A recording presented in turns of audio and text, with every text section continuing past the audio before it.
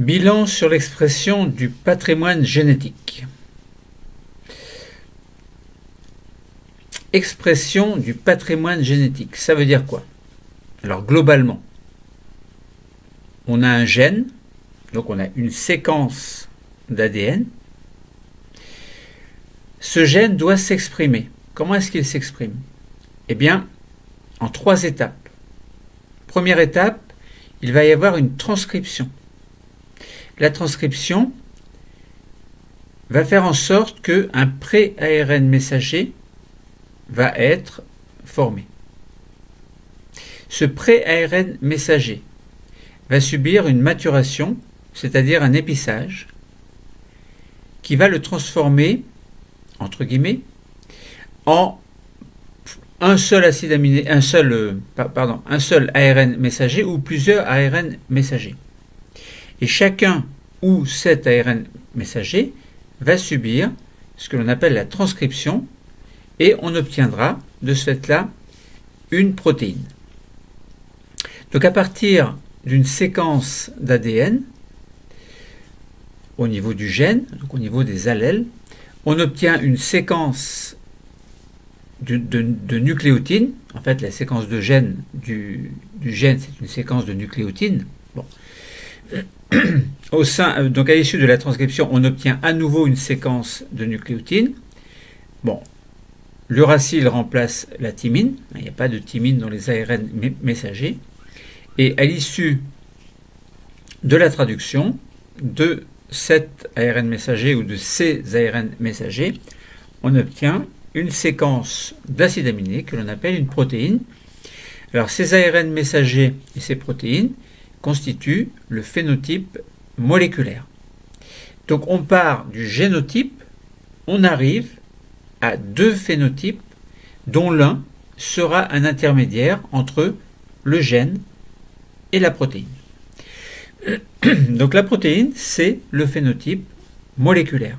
C'est une molécule, c'est un assemblage d'acides aminés et cette protéine aura un rôle essentiel selon le type cellulaire dans lequel elle se situe. Bon, donc nous parlerons dans d'autres cours d'enzymes. Les enzymes sont des protéines qui proviennent de l'expression de gènes, d'allèles de gènes. Bon, donc essayons de détailler cette expression du patrimoine génétique en commençant par comprendre qu'il existe une relation entre l'ADN et les protéines. Alors, de quel type de relation est-ce que l'on parle? Les protéines sont des macromolécules qui sont très importantes. Macromolécules, pourquoi? Parce que les protéines sont des assemblages de petites sous-unités. Ces sous-unités s'appellent des acides aminés. Il y a 20 types d'acides aminés différents et donc on parle de macromolécules lorsque l'on parle de protéines. Les fonctions essentielles des cellules et leur structure elle-même sont assurées par des macromolécules que l'on appelle les protéines dont nous venons de parler. Une protéine est constituée par un ou plusieurs polypeptides. Alors pourquoi est-ce qu'on dit polypeptide? Peptide, poly, donc plusieurs peptides. Les peptides sont des séquences d'acides aminés. Chaque polypeptide est une chaîne d'acides aminés qui sont de petites molécules qui sont liées entre elles de manière covalente, donc de manière forte, par des liaisons que l'on appelle des liaisons peptidiques. Pourquoi peptidique? Parce que peptidique, ça fait penser à peptide, ça fait penser à protéines, enchaînement d'acides aminés. Donc 2 acides aminés se relient entre eux par des liaisons peptidiques. Alors il existe, comme nous l'avons dit, une vingtaine d'acides aminés différents et chacun va posséder des propriétés chimiques particulières.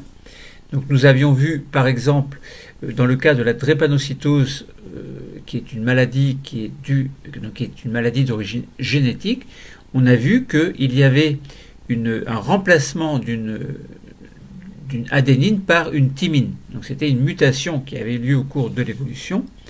Eh bien, donc cette thymine devient l'uracile au niveau de l'ARN messager et au niveau du codon qui contient cette nouveauté, donc cette thymine, eh bien on n'aura pas l'acide glutamique, donc GLU, GLU, mais on aura à la place une valine, donc il y a des propriétés hydrophobes, donc qui vont fuir l'eau, et donc cette valine aura tendance à chercher des endroits où il n'y a pas d'eau, et cette façon de faire fera en sorte qu'on va obtenir des enchaînements de molécules d'hémoglobine S, en fait, qui vont former des espèces de fibrilles, plus ou moins cassants, entre guillemets, et qui vont imposer à la cellule, qui sera dans ce cas-là un globule rouge, et bien qui va imposer la forme d'une faucille. Bon. Donc, les acides aminés ont des propriétés particulières. Alors, il y a des acides aminés qui sont acides, d'autres qui sont basiques, d'autres qui sont hydrophobes, d'autres qui seront hydrophiles, etc. Donc, dans une protéine, les acides aminés vont réagir avec leurs voisins selon leurs affinités chimiques, si bien que la chaîne polypeptidique ne conserve jamais une forme linéaire, donc une structure primaire. Elle se replie dans l'espace et va adopter donc une forme caractéristique qui lui confère des propriétés bien spécifiques. Alors en effet, lorsque de codon en codon, alors au cours de la traduction, donc un codon, c'est-à-dire 3 nucléotides qui se suivent, en fait, vont être traduits en un acide aminé.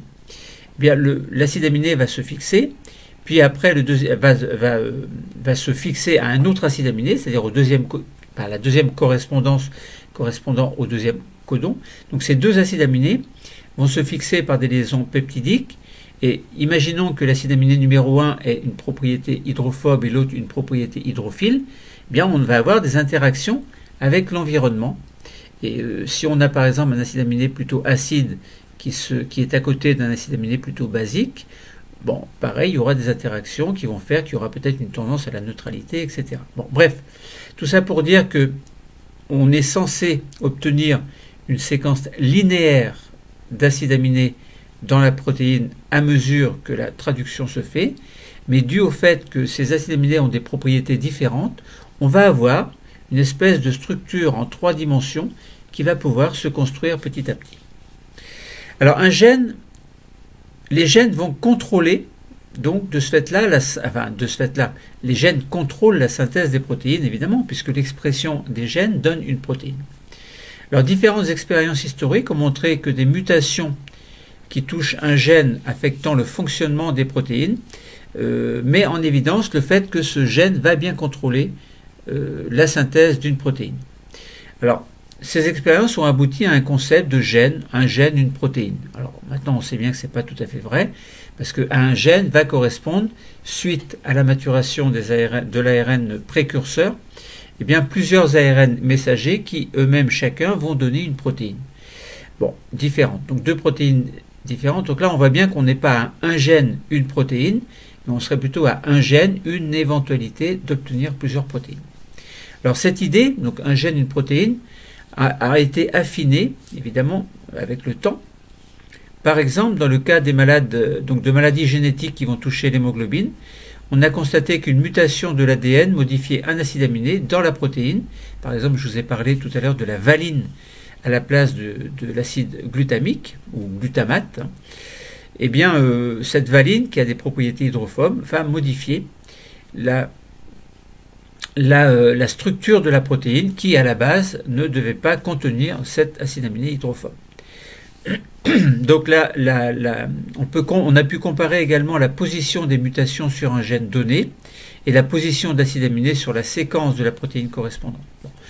Les scientifiques ont constaté que l'enchaînement des acides aminés d'une protéine va suivre le même ordre que la succession des informations de l'ADN. Et là, on comprend bien que un triplet de l'ADN, donc 3 nucléotides, va correspondre un codon au niveau de l'ARN messager et va correspondre donc grâce au code génétique, un acide aminé correspondant à un codon précis. Donc les scientifiques ont constaté que l'enchaînement des acides aminés d'une protéine a suivi le même ordre de succession des informations sur l'ADN. Donc on a une séquence d'ADN, une séquence de nucléotides, et on a une séquence de protéines, et il y a une séquence d'acides aminés plutôt, et on a bien une correspondance entre les deux, une suite logique en fait, lorsque l'on a compris les mécanismes de transcription et de traduction. Donc il y a une espèce de collinéarité gène-protéine. On comprend ainsi que donc, la signification de l'information codée par l'ADN, c'est-à-dire que la succession des nucléotides d'un gène indique l'enchaînement des acides aminés qui vont constituer la protéine. Autrement dit, lorsque l'on a une protéine, une séquence protéique, enfin une séquence d'acides aminés dans la protéine, eh bien on peut déduire de cette séquence, on peut déduire le codon correspondant à l'acide aminé précis, donc 2 codons pour 2 acides aminés, 3 codons pour 3 acides aminés, etc. Donc un codon c'est 3 nucléotides, et 3 nucléotides vont coder pour un acide aminé.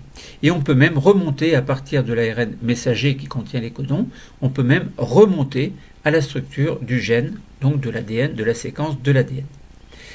Alors, essayons de voir maintenant que la transcription est la première étape de l'expression d'un gène.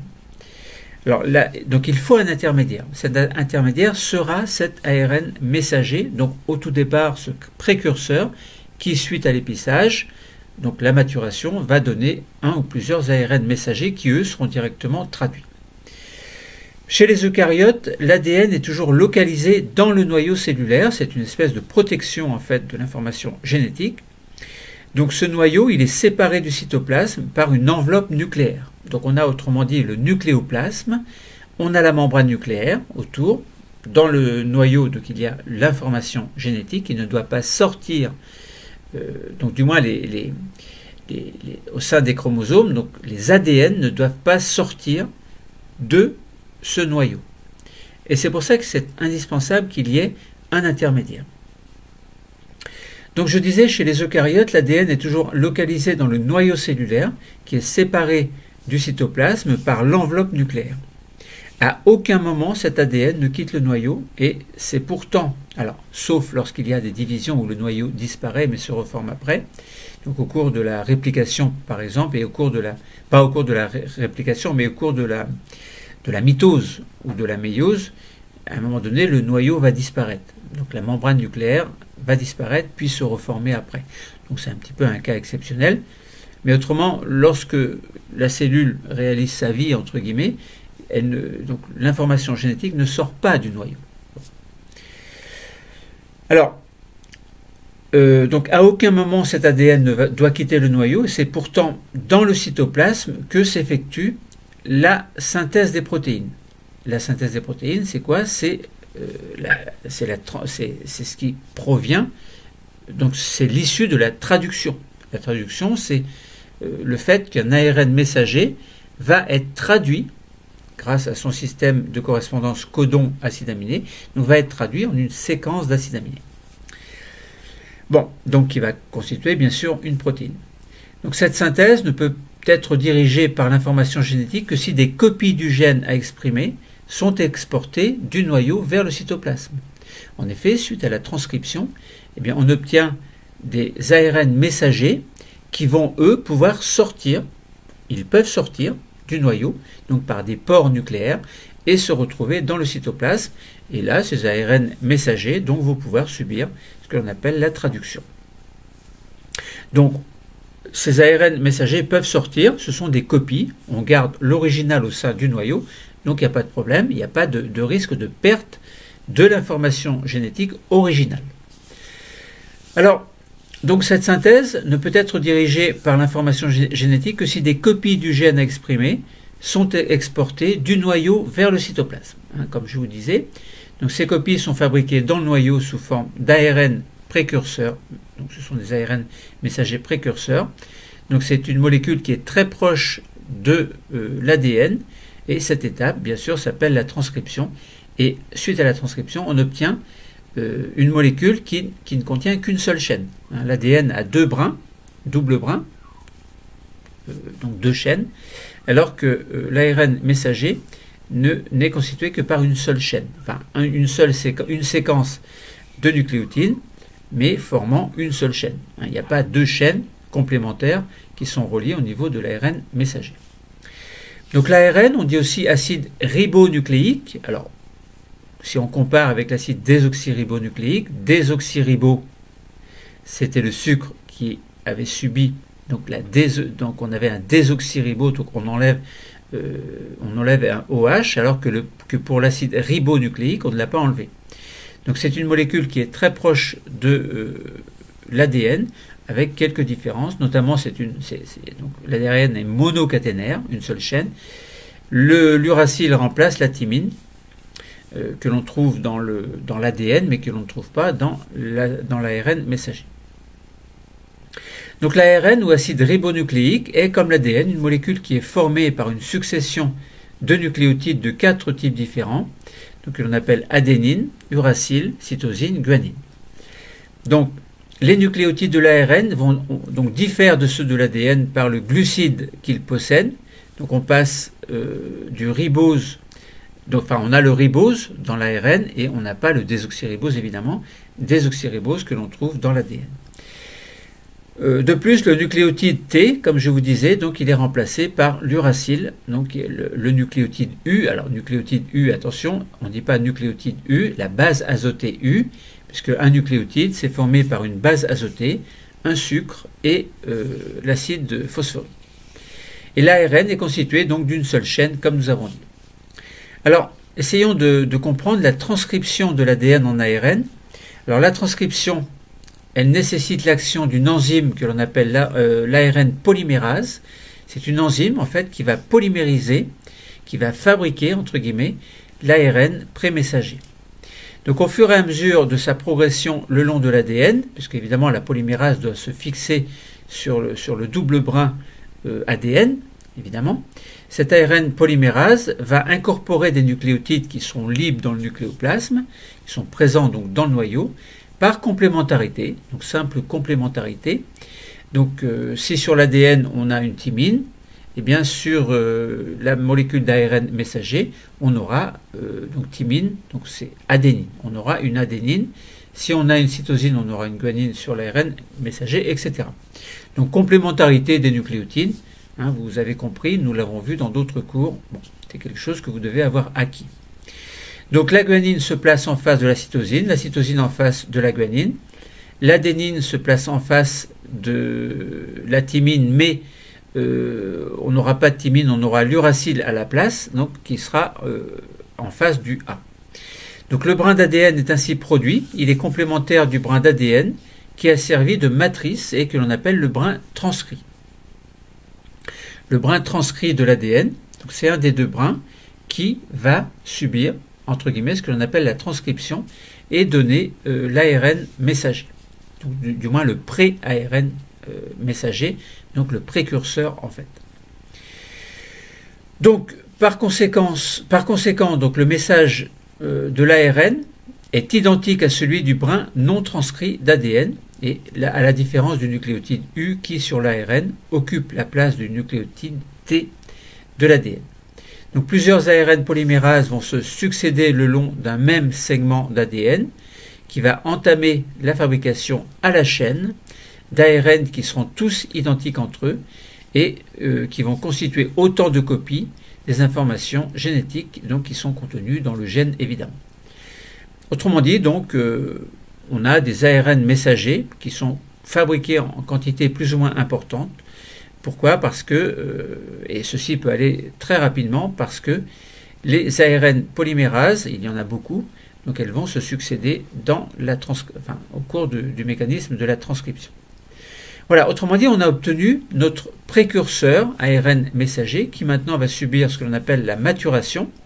Alors, maturation du précurseur. Alors, on sait bien qu'on va parler d'épissage, qui va permettre d'obtenir, par élimination d'introns et réunion de certains exons, obtenir plusieurs ARN messagers qui, eux, vont être traduits directement en protéines.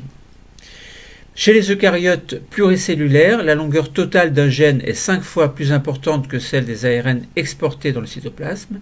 Et dans le noyau, il y a donc une maturation de l'ARN. Donc, par transcription, il se forme d'abord cette molécule d'ARN prémessager, qui est aussi longue que le gène, hein, nous l'avons vu dans un autre cours, et donc c'est constitué, ce précurseur, ce pré-ARN messager, il est constitué d'une alternance de séquences qui ne serviront pas à la synthèse des protéines et que l'on appelle des introns, alternance de séquences avec ce que l'on appelle des séquences qui vont coder pour une protéine et que l'on appelle des exons. Autrement dit, on a donc on a exon, intron, etc. Et donc l'objectif de la maturation sera d'éliminer les exons et de réunir les introns. Alors, s'il y a 3 introns, on peut réunir les 3 introns, mais quelquefois, selon le type cellulaire, il pourrait y avoir, par exemple, que 2 introns. Bon, s'il y a dans un précurseur 5 introns, on peut très bien avoir les 5 introns réunis, ou bien n'avoir que quelques-uns de ces introns qui seront réunis. Donc cela dépend de la spécialisation cellulaire. Alors, dans un deuxième temps, une fois que les introns sont supprimés, une fois que les introns sont supprimés et les exons raccordés entre eux, eh bien ce processus qui aboutit à la formation de l'ARN messager qui va vraiment subir la traduction, eh bien ce mécanisme est appelé l'épissage. Donc autrement dit, la maturation, c'est l'épissage d'un ARN précurseur. Alors donc ça c'est très intéressant parce que puisqu'il y a dans le corps, on a tous la même information génétique de base, puisque la cellule œuf contient un programme génétique qui va se reproduire à l'identique dans chacune des cellules. Mais à un moment donné, il va y avoir une spécialisation de certaines cellules, spécialisation qui vont faire que on va avoir, grâce à la maturation, un processus de diversification des protéines qui sera possible à partir du précurseur issu lui-même d'un gène particulier. Donc un même pré-ARN messager peut subir des maturations différentes et donner des ARN messagers qui seront différents selon le type cellulaire ou selon le moment où le gène va s'exprimer. Bon, donc certains exons vont être ou non retenus au cours de l'épissage, donc on va obtenir un ARN messager qui sera définitif, et ce phénomène appelé épissage alternatif concerne 60% des gènes dans l'espèce humaine. Alors pourquoi est-ce qu'on dit alternatif? Parce que dans une cellule, par exemple, on pourra réunir, donc on élimine des introns au cours de l'épissage, mais si par exemple il y a 5 exons, imaginons on avait pris le cas dans un exemple particulier concernant des cellules de la thyroïde et des cellules donc, concernant les neurones au niveau de certains centres nerveux, eh bien on avait vu que il y avait plusieurs exons à partir d'un gène CGRP. Donc on avait plusieurs exons et les exons se réunissaient d'un côté à un nombre de 3, 4 ou 5 ou se réunissaient d'une autre façon dans une autre cellule. Autrement dit, on pouvait avoir la formation de séquences au niveau desquelles un certain nombre d'exons se formaient et d'autres exons se formaient selon le type cellulaire. Bon, bref. Donc, ce que je voulais vous dire, c'est qu'on a un processus de diversification protéique qui est très intéressant et qui permet de comprendre la spécialisation de certaines cellules. Bon. Donc, ce phénomène que l'on appelle épissage alternatif, il concerne évidemment, comme nous l'avons dit, 60% de nos gènes. Donc, il permet à un gène de coder selon les cas pour plusieurs protéines différentes qui vont avoir des fonctions différentes évidemment. Et puis cette découverte a amené les scientifiques à remettre en cause le concept historique de, lorsque l'on dit un gène, une protéine, eh bien c'est faux, parce qu'on a plutôt un gène, et on pourrait même parler d'allèles. À partir de certains allèles, on obtient différentes protéines. Alors sachant que les allèles sont des versions d'un même gène, on peut obtenir évidemment un nombre important de protéines différentes. Alors ensuite, une fois que l'on obtient nos ARN messagers définitifs, évidemment, il va y avoir ce que l'on appelle la traduction. Donc traduction de l'ARN messager en protéines, c'est-à-dire on fait correspondre un système de codon, à un système de codon, on fait correspondre un acide aminé. Donc plusieurs codons, X codons, vont faire que on va obtenir X acides aminés. Donc traduction de l'ARN messager en protéines, d'abord le code génétique, c'est un système de correspondance, donc très important à comprendre. Donc c'est un système de correspondance qui va établir la correspondance entre un triplet de nucléotides dans l'ADN, mais on parle de codon de nucléotides au niveau de l'ARN messager, Donc, on va avoir un système de correspondance entre un codon et un acide aminé. Donc, il existe 4 nucléotides, donc A, U, C, G au niveau de l'ARN, A, T, C, G au niveau de l'ADN. Alors, si on raisonne au niveau des codons, on aura A, U, C, G, donc ils vont se combiner par groupe de 3. Et il existe 4 nucléotides, on peut dénombrer 64 triplés, alors 64 codons de nucléotides différents, donc on a 4 puissance 3. Or, ces codons permettent de désigner 20 acides aminés. De ce fait, la plupart des acides aminés sont codés par plus d'un triplet. On dit que le code génétique est redondant. En revanche, chaque triplet ne code que pour un seul acide aminé, c'est toujours le même, et on dit que le code génétique est univoque. On ne peut pas se tromper. Donc 3 triplets, par contre, ne codent pour aucun acide aminé. On parle de codon stop. Donc le code génétique, il est commun à l'ensemble des êtres vivants. On parle d'universalité du code génétique. Alors, maintenant, essayons de parler de la traduction. Donc cette traduction a lieu au niveau des ribosomes. Donc les ribosomes, ce sont des organites, en fait. Donc l'assemblage des acides aminés en protéines est dicté par l'information génétique et constitue ce que l'on appelle la traduction. Alors la traduction, elle se déroule dans le cytoplasme. Alors, en effet, une fois que les ARN messagers qui ont subi, enfin, alors je reprends. On part du gène, donc un allèle. On a la transcription qui donne un précurseur. Le précurseur subit l'épissage.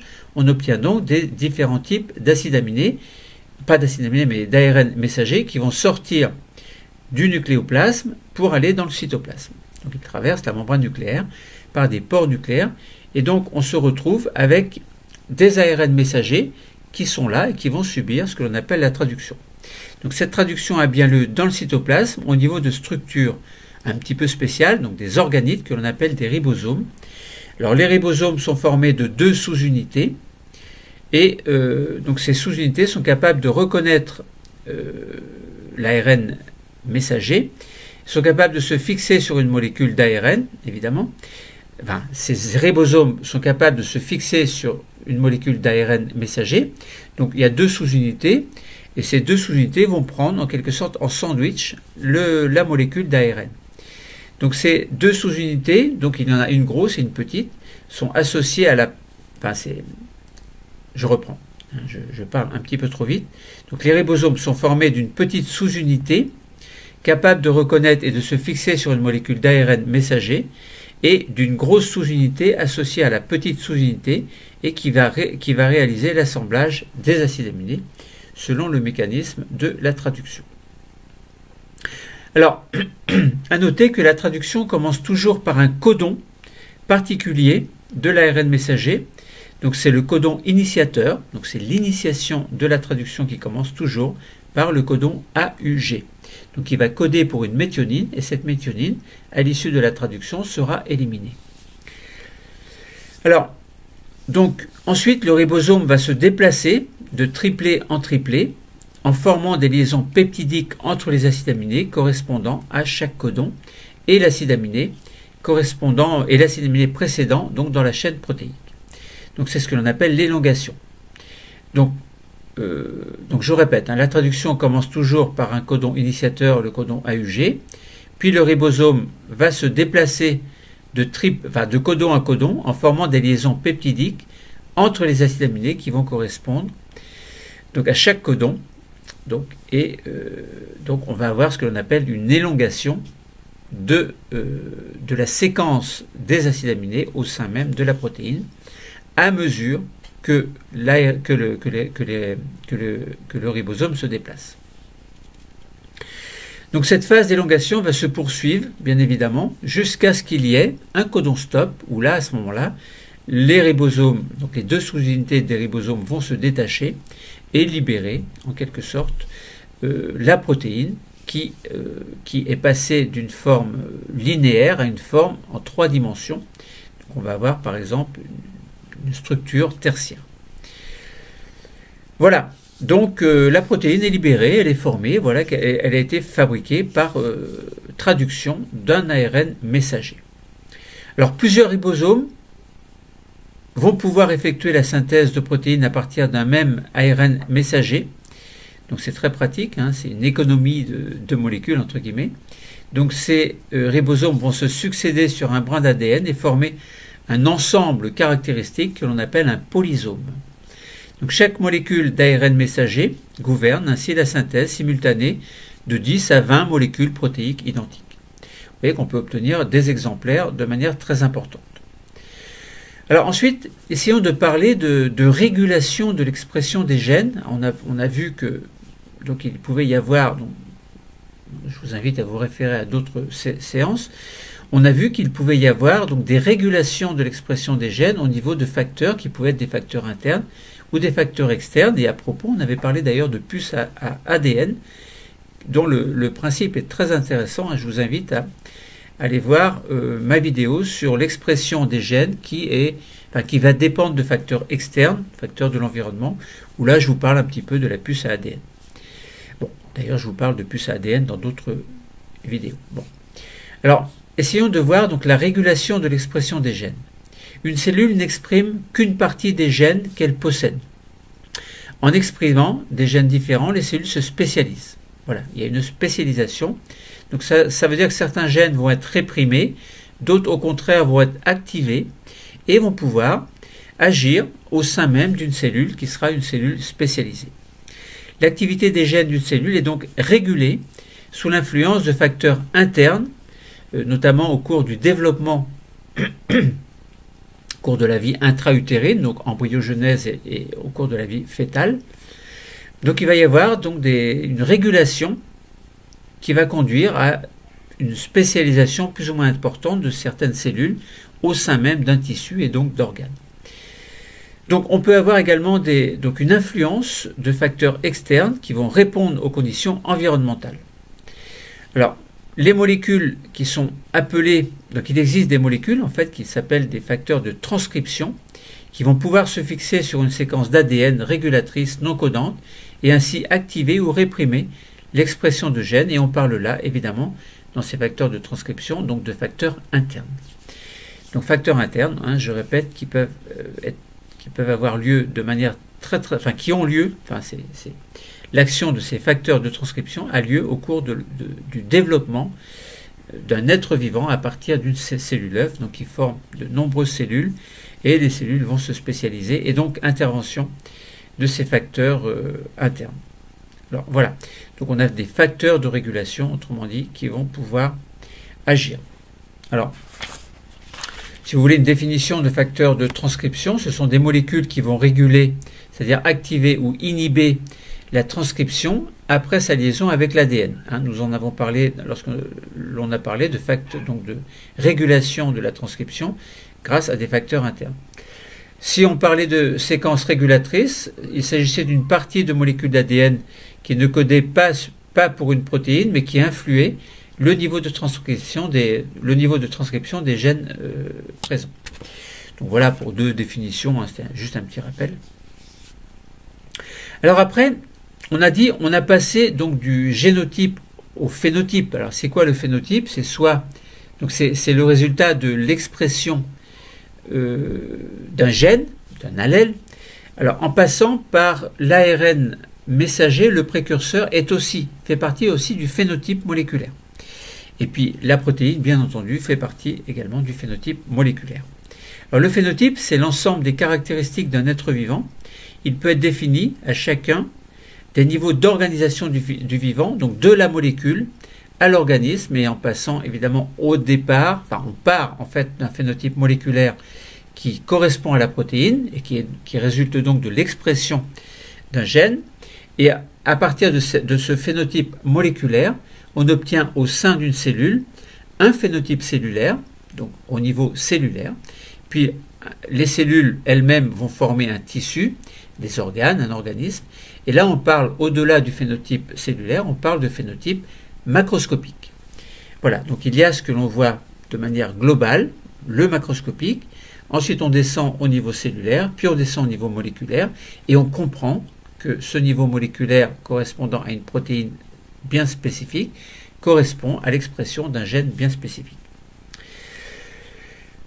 Voilà, donc ce phénotype donc qui est à 3 niveaux, hein, macroscopique, cellulaire, moléculaire. Si on part du gène, on obtient le phénotype moléculaire, puis cellulaire, puis macroscopique. Donc ce phénotype, en fait, il résulte en partie de l'expression du génotype, donc de son patrimoine génétique, et qui sera transmis de génération en génération. L'ensemble des ARN d'une protéine, l'ensemble des ARN plutôt messagers, alors entre autres, hein, il n'y a pas que les messagers, mais là on parle des messagers.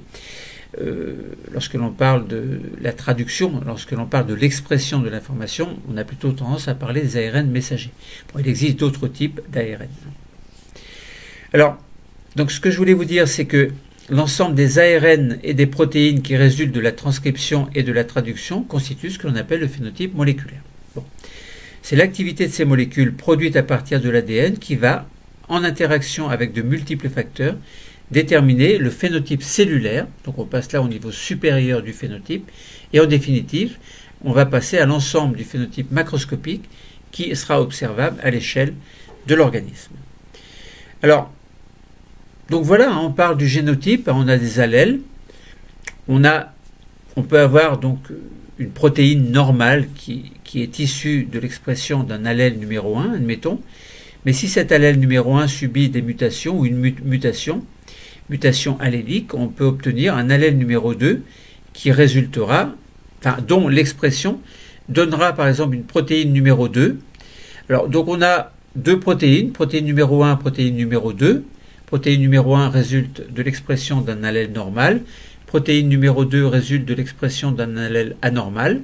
Donc nous avons pris le cas par exemple de la drépanocytose dans un autre cours. Eh bien, grâce à l'issue de l'action de facteurs de l'environnement et de facteurs internes, eh bien, on va obtenir, donc, à partir de ces phénotypes moléculaires, des phénotypes cellulaires qui seront plus ou moins normaux. Par exemple, dans la protéine numéro 1, on peut obtenir une hémoglobine, alors je parle du cas de la drépanocytose, on peut obtenir une protéine numéro 1, par exemple HbA, qui sera tout à fait normale et qui va s'exprimer, qui va faire en sorte que les molécules d'oxygène vont pouvoir se fixer de manière tout à fait naturelle au sein d'une hématie dont la forme est biconcave, donc c'est un disque plat biconcave, et donc la fonction normale des globules rouges va faire que l'organisme va être normal.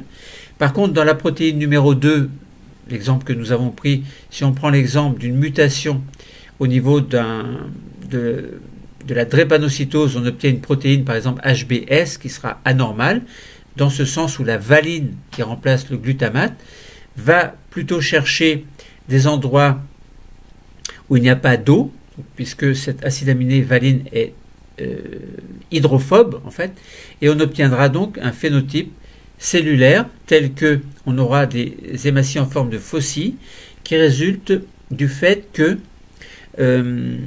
ces hémoglobines vont se polymériser entre elles, vont former des chaînes, donc des espèces de brindilles, entre guillemets, ce ne sont pas des brindilles, hein, mais des espèces de fils, entre guillemets, qui vont donner une forme en forme de faucille aux globules rouges. Et donc on aura bien sûr le phénotype drépanocytaire qui s'exprimera à l'échelle de l'organisme sous forme de une anémie, c'est-à-dire pas assez de globules rouges. Pourquoi? Parce que ces globules rouges qui vont se fixer vont essayer de passer dans les capillaires sanguins et vont s'agglutiner et ne pourront pas passer, ce qui va induire entre autres des douleurs musculaires au niveau des genoux, des articulations, etc. Alors ces faucilles, donc de la forme, va faire en sorte que le système immunitaire va se débarrasser de ces intrus, entre guillemets, et donc on n'aura pas assez de globules rouges dans le corps, et comme les globules rouges ont pour fonction de transporter le dioxygène qui lui-même a pour fonction d'oxyder, entre autres, le glucose pour produire de l'énergie, et bien étant donné qu'il n'y a pas assez de globules rouges, la personne sera anémiée et n'aura pas assez de force, en fait. Ce sera une personne qui sera dépourvue de force, donc anémiée, et donc évidemment qui aura mal aux genoux, etc. Mais il n'y a pas que cela, hein. On peut avoir également des suite au fait que les petits capillaires peuvent se boucher, eh bien, on peut avoir des petits caillots qui vont se former, puis se détacher éventuellement pour aller provoquer ailleurs, par exemple un AVC ou des problèmes cardiaques ou des problèmes ailleurs. Donc vous voyez que du génotype au phénotype, hein, on obtient à partir d'allèles plus ou moins normaux, on obtient des phénotypes plus ou moins normaux. Le phénotype normal, c'est quand il n'y a pas de problème. Le phénotype anormal drépanocytaire, par exemple, c'est quand il y a des soucis qui proviennent d'un gène qui a subi une mutation, qui a donné un allèle donc qui a été muté et dont l'expression donne donc ce que l'on vient de décrire, c'est-à-dire des niveaux de phénotype anormaux, 3 niveaux de phénotype anormaux, et donc par exemple la personne malade drépanocytaire. Bon, voilà, hein, donc c'était peut-être un petit peu long. On a parlé de l'expression du patrimoine génétique, on a fait le bilan de cette expression, du génotype aux différents types de phénotypes, donc au pluriel. Hein. Le cours est terminé. Merci.